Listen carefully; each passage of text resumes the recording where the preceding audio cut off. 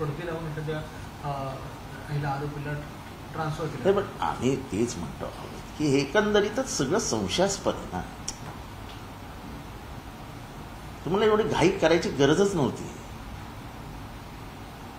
आणि तुम्ही त्याला बाहेर का काढलं जेलमधनं, याचं काही कारण द्या ना. सांगा की आम्ही ह्या कारणासाठी बाहेर काढलं. तुम्ही जेलमधनं म्हणजे मॅजिस्टेरियल कस्टडीमधनं बाहेर काढताना मॅजिस्ट्रेटची परवानगी घेतली होती का आम्ही त्याला बाहेर काढतो? कारण का ती कस्टडी मॅजिस्ट्रेटची आहे, मॅजिस्ट्रेटची परवानगी लागते. मॅजिस्टेरियल कस्टडीमधनं बाहेर काढताना त्या मॅजिस्ट्रेटची परवानगी लागते. ती मॅजिस्ट्रेटची परवानगी घेतली होती का? माझ्या अंदाजाने नाही. कुठली केस रजिस्टर केली होती त्याच्यावरती की तुम्ही त्याला चौकशीसाठी घेऊन चालला होता? हे सगळे प्रश्न विचारावे लागतील ना.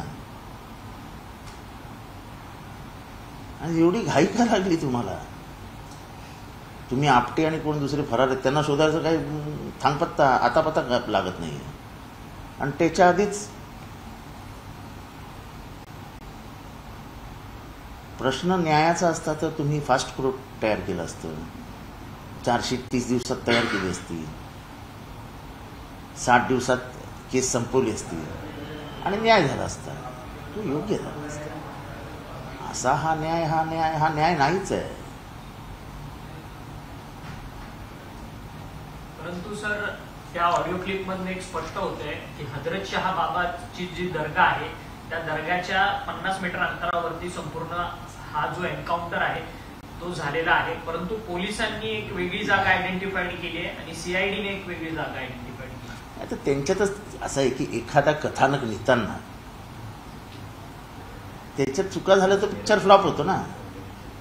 शोलेचं कथानकच चांगलं होतं त्यामुळे शोले झाला. दिवारचं कथानकच चांगलं होतं त्यामुळे दिवार झाला. आता ह्यांचा कथानक लिहिणारा कोण आहे? Script writer. तर त्यांनी एक कथा व्यवस्थित लिहिलीच नाही. म्हणजे जेलमधनं बाहेर आणताना त्याच्या हातात बेड्या दिसतात. संजय राऊतचं ट्वीट. मग त्याला गाडीत बसवताना बेड्यासहित तो गाडीत बसतो आणि जेव्हा त्याचं प्रेत आणलं जातं तेव्हा त्याच्या हाताला बेड्या नसतात. आणि ही व्हॅन आहे म्हणजे ते काय म्हणतात ना डब्बा आजपर्यंत कधी पीआय डब्यामध्ये बसत नाही. मी मुंबईचे जेवढे पोलीस अधिकारी बघितलेत किंवा त्यांच्याशी बोलतोय ते पीआय म्हणतात आम्ही कधीच डब्यात बसत नाही, आम्ही गाडीत बसतो आणि गाडी मागणं चालत असते त्यांच्या. मग हे काय प्रकार आहे? माझं म्हणणं की त्याने चुकी केली होती, त्याला सजा व्हायला पाहिजे होती, कायद्याने दिली असती. सजा देणारे तुम्ही कोण? अरे कमीत कमी ते हैदराबाद आंध्र प्रदेशमध्ये बलात्कार झाला होता त्या आरोपीला त्यांनी पळायला तरी लावलं होतं. ठीक आहे ते पण चुकीचंच होतं पण त्याला पळताना मारला होता त्यामुळे एवढा जनाक्रोश आला नाही. असं अनेक ठिकाणी झालंय. पण हे म्हणजे अगदीच कायदा काय कोण कायद्याला विचारते अशा पद्धतीनेच मारून टाकलं. अजून तर खूप गोष्टी समोर यायच्या आहेत. किती अंतरावरनं गोळी मारली हे सर्वात मोठं असेल त्याच्यात. कुठल्या अँगलने गोळी मारली ते सर्वात मोठं असेल चेकिंग करायला. त्यांनी गोळ्या झाडल्या म्हणतात तर त्या गोळ्या कुठे गेल्या ते शोधणं महत्वाचं असेल. त्यांनी कोणाच्या पिस्टलमधनं गोळी झाडली हे बघणं महत्वाचं असेल. तो कुठे बसला होता आणि त्यांनी कुठे हात घातला. जर बेड्या असतील तर तो हात घालूच शकत नाही. हे सगळं आता उघड करावं लागेल त्यांना. पण आता तुम्ही हे सगळे जे काही प्रश्नचिन्ह निर्माण करताय याच्यावरती एक ज्युडिशियल इन्क्वायरी एन्काउंटरवरती बसली पाहिजे की नाही? ते बसवणारच ना. हायकोर्ट बसवणार सर ज्युडिशियल इन्क्वायरी. हायकोर्टाने फार सिरियसली घेतलंय. ह्युमन लिबर्टी नावाचं काहीतरी कायद्यातलं आहे की नाही, भाग आहे की नाही कॉन्स्टिट्यूशन मध्ये. आम्हाला मान्य आहे की तुम्ही संविधानच मानत नाही पण संविधानामध्ये ह्युमन लिबर्टी नावाचं गोष्ट आहे. त्यांनी जी चूक केली होती ती चूक आहे. ती चूक अक्षम्य आहे. मी एका पोरीचा बाप म्हणून सांगतो. पण अशा पद्धतीने दोघं फरार असताना तुम्ही एकाला मारून टाकता म्हणजे ह्याचा अर्थ त्या दोघांचा ह्याच्यात सहभाग असावा आणि तो दाबण्यासाठी म्हणून तुम्ही केलं असावं असं असं लोक विचारणार, म्हणणार. मी नाही म्हणत आहे, मला काही घेणं देणंच नाही आहे. माझा प्रश्न एवढाच आहे की एवढं खोटं नाट्य लिहायचं कशाला? एक खोटं लिखाण करून एक पुस्तक लिहायचं, त्या काय गरज? परंतु या सगळ्या म्हणजे अक्षय शिंदेचा जो आरोपी होता त्याच्या एन्काउंटर नंतर प्रत्येक पक्ष जो आहे तो या सगळ्या संदर्भात माहितीचा प्रत्येक पक्ष आम्ही हे केलं हे लोकांपर्यंत पोहोचवण्यासाठी तत्परता दाखवते. परंतु ह्या सगळ्या एन्काउंटर मध्ये कुठेतरी लूप होल्स आहेत, म्हणजे पोलिसांनी काहीतरी चुकी केली आहे ही आता समोर येताना तर पाहिलंच नाही. आम्ही नाही म्हणत ना, कोर्ट म्हणते. आमच्यापेक्षा तर अक्कल आहे ना कोर्टाला जास्त. आम्ही समजा राजकीय विरोधक, बिंडोक, अक्कल नसलेले, भावना नसलेल्या त्यांच्या दृष्टीने. पण ते 2 जजेस ज्यांनी जे रिमार्क ओढलेत त्यांना थोडीफार तर आपल्यापेक्षा जास्त अक्कल आहे.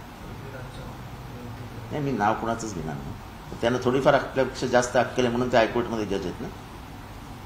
त्यांनीच प्रश्न विचारलेत ना की तुम्हाला एन्काउंटर करायची म्हणजे गोळी मारायची. ते म्हणाले ही चकमक नाहीच. ते जेव्हा ही चकमक नाहीच म्हणतात तेव्हा दुसरा याचा अर्थ काय असतो की ही थेट हत्या आहे. आणि संजय शिंदेचा जे इन्स्पेक्टर शिंदे साहेब आहेत त्या शिंदे साहेबांचा रेकॉर्ड एकदा तपासून बघा. ते कुठल्या कुठल्या गुन्ह्यांमध्ये कुठे कुठे सापडलेत ते एकदा माहिती द्या महाराष्ट्राला. त्यांनी बेन जॉन्सन नावाच्या एका पोराची, एक पोरगा म्हणजे आरोपीच होता नार्कोटिक्स मधला, त्याला तो कसा मिला.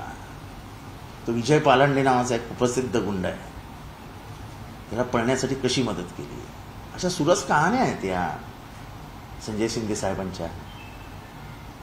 आता कसं आहे याच्यात आम्ही पण, मला तर माहीत पण नव्हते संजय शिंदे कोण, काय, कसा, काय. आता लोक बोलतात ना, आता हे मला काय मी काय पुस्तकं नाही शोधायला गेलो की यांनी काय केलं होतं, यांनी काय केलं होतं. कोण येतात ना आता हे साहेब ह्याच्यात होता, याच्यात हा होता, याच्यात हा होता. त्यामुळे अशा चुका सरकारने करू नयेत. आणि निवडणुकीच्या तोंडावरती पॉलिटिकल हिरोइझम हे तर मुळेच करू नये. म्हणजे काय ते पोस्टर्स आणि काय ते बॅनर्स. अरे पहिल्यांदा ती केस 2 दिवस का रजिस्टर झाली नाही याचं एक्सप्लेनेशन द्या ना. ज्या पोरीवर अत्याचार झाला त्या पोरीला 13 तास पोलीस स्टेशनमध्ये बसवून ठेवलं त्याचं एक्सप्लेनेशन द्या ना. त्या लोकांनी तक्रार का नाही केली हे ट्रस्टीला कधी विचारलं का तुम्ही? अक्षय शिंदेवर कोणाचा दबाव होता हे विचारलं का तुम्ही? त्यामुळे एकूणच घटनाक्रम पाहता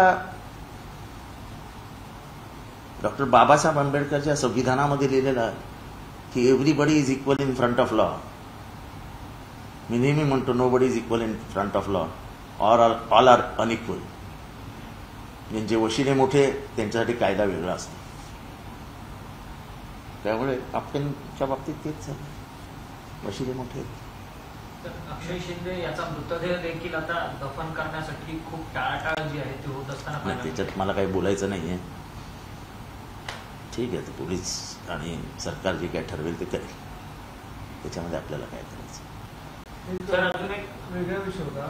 महाराष्ट्रातल्या ज्या शाळा आहेत त्यांच्या व्यवस्थापनाची जबाबदारी ही शालेय शिक्षण विभागाने GR काढून अदानी फाउंडेशनला दिलेली आहे. काय वाटतं? मला काही वाटत नाही. काय वाटलं तर काय त्याच्यात?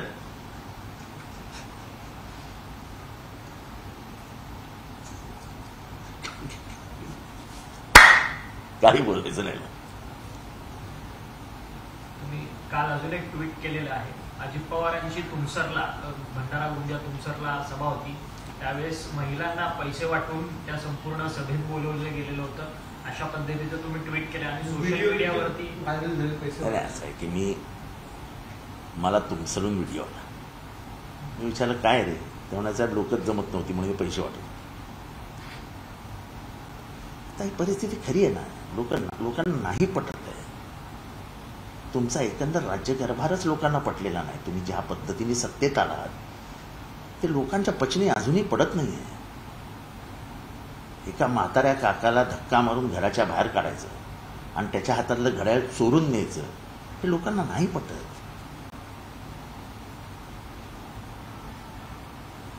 त्याच सभेत माहिती आहे का तुम्हाला एक अजून एक गोष्ट घडली, तुमच्या लक्षातही आली नसेल. प्रफुल्ल पटेल जोरजोरात भाषण करत होते आणि म्हणाले संविधान वाचवायचं असेल तर शरद.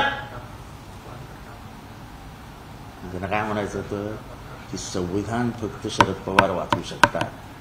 असं असं सत्य कधी कधी बाहेर पडतं ना तोंडातून. त्याच्याबद्दल मी प्रफुल्ल पटेलांचे आभार पण मानतो.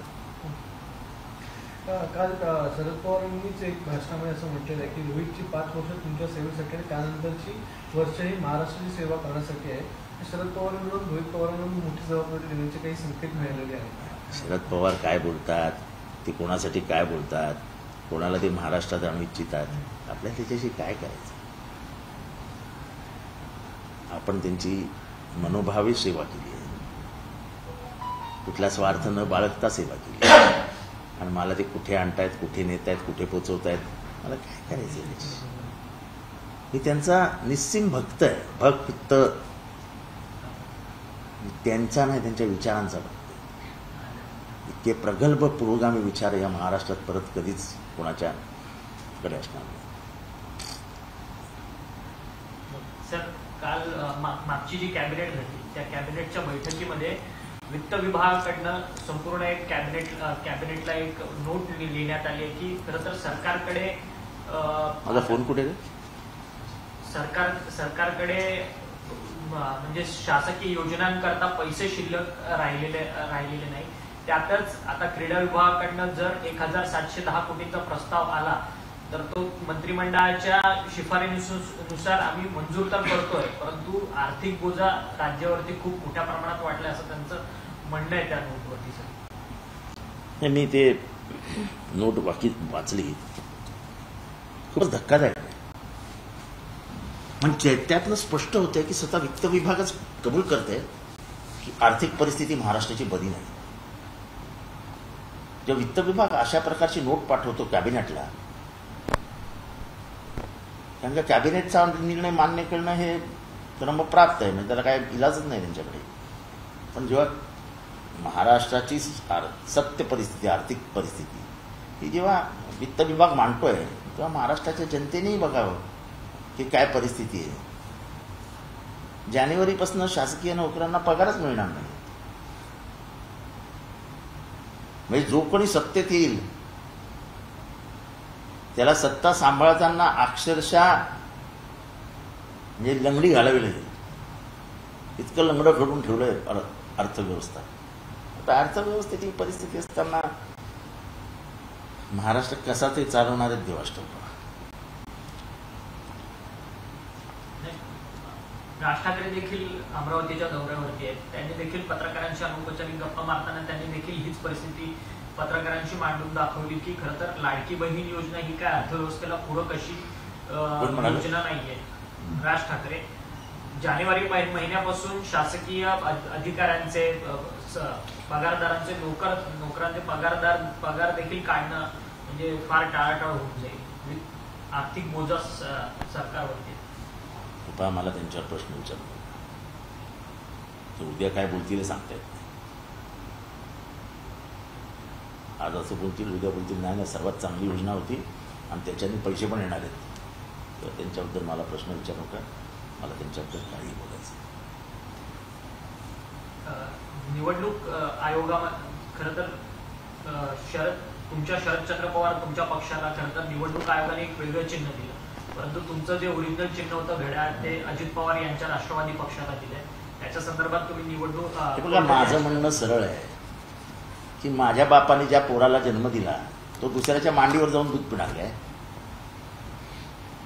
म्हणजे माझ्या बापाने पक्ष बनवला, पक्षाला जन्म दिला, निशाणी घेतली, तो पक्ष देशभर फिरवला, त्याची ओळख करून दिली आणि चोरटे आले पाकिट मारासारखे आणि पाकिट मारून घेऊन गेले.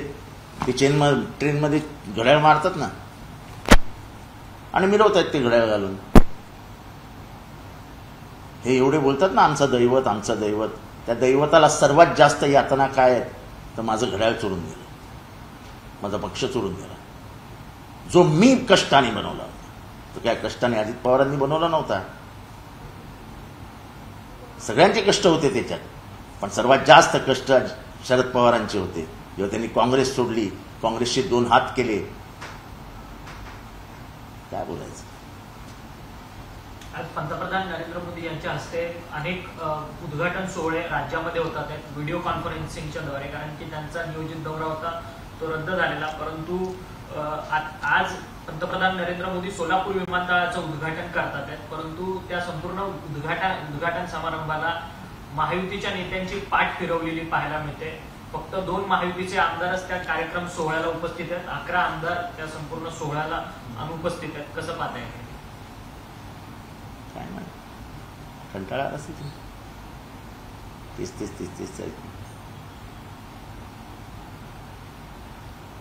कुठल्याही वक्त्याच्या भाषणाची क्रेज तोपर्यंतच असते जोपर्यंत त्या भाषणात विविधता असते. त्याची शब्दफेक हे नवीन नवीन शब्दांनी होते. त्या विविधतेवर लोक प्रेम करतात. जसे बाळासाहेब ठाकरे, आचार्य प्रल्हाद केशव आत्रे, अटल बिहारी वाजपेयी, राम मनोहर लोहिया, इंदिरा गांधी, हे जे महान वक्ते होऊन गेले, बापूसाहेब काळदाते, त्यांचं भाषण हे म्हणजे मंत्रमुग्ध करणार असायचं. आता मी तुम्हाला उदाहरण देतो. प्रत्येक राज्याच्या निवडणुकी जेव्हा ते जातात तेव्हा एखादा वरती करतात, मैं तुम्हें इस देश का पहला नंबर का राज्य करूंगा तेलंगाना, मैं तुम्हें इस देश का पहला नंबर का राज्य करूंगा ओडिशा, मैं तुम्हें इस देश का पहले नंबर का राज्य करूंगा झारखंड. असं स्टिरियोटाईप केलं की मग लोकांना कंटाळा येतो ना. लोकांना लगेच कळते आता काय बोलणार आहेत, आता काय बोलणार आहेत. ती जी उत्सुकता असते की काय बोलणार आहेत हीच संपली आहे.